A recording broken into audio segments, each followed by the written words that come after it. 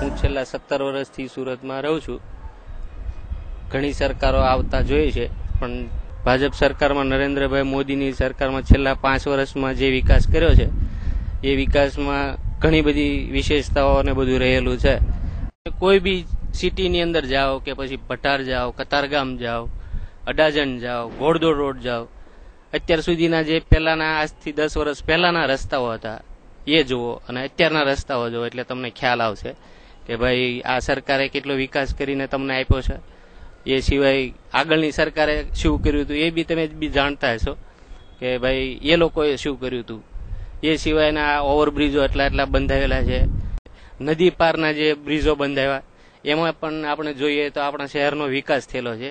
એ સિવાયની આગળની જમીનો બધી ડેવલપ થયેલી છે. એના હિસાબથી સુરતનું એટલું બધું ડેવલપિંગ થયેલું છે. આજથી બીજી 5 વર્ષની સત્તા માટે એ આપણા શહેરને સુરત મટાડીને હોંગકોંગ બનાવી શકે એવી એનામાં પેલી એ છે. સુરત કરતા આપણે વજન વધારે ગુજરાતને આપીએ કે આખા ગુજરાતમાં એમનો જે વિકાસ થયેલો છે એનો ટોટલી શ્રેય નરેન્દ્રભાઈ મોદીને જ જાય છે અને એનો કોઈ આપણે વિકલ્પ ધારતા હોઈએ તો એના સિવાયનો કોઈ વિકલ્પ છે જ નહીં. જીતેગા ગુજરાત.